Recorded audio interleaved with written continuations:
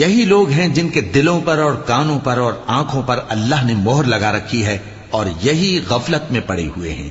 کچھ شک نہیں کہ آخرت میں یہی لوگ خسارہ پانے والے ہوں گے۔ پھر جن لوگوں نے ایذائیں اٹھانے کے بعد ترک وطن کیا، پھر جہاد کیا اور ثابت قدم رہے، تمہارا پروردگار ان کو بے شک ان آزمائشوں کے بعد بخشنے والا ہے، رحمت کرنے والا ہے۔ جس دن ہر شخص اپنی طرف سے جھگڑا کرنے آئے گا اور ہر شخص کو اس کے اعمال کا پورا پورا بدلہ دیا جائے گا اور کسی کا نقصان نہیں کیا جائے گا۔ اور اللہ ایک بستی کی مثال بیان فرماتا ہے جو کہ ہر طرح امن چین سے تھی، ہر طرف سے اس کا رزق با فراغت چلا آتا تھا، مگر ان لوگوں نے اللہ کی نعمتوں کی ناشکری کی تو اللہ نے ان کے اعمال کے سبب ان کو بھوک اور خوف کا لباس پہنا کر ناشکری کا مزہ چکھا دیا۔ اور ان کے پاس انہی میں سے ایک پیغمبر آیا تو انہوں نے اس کو جھٹلایا، سو ان کو عذاب نے آ پکڑا اور وہ ظالم تھے۔ پس اللہ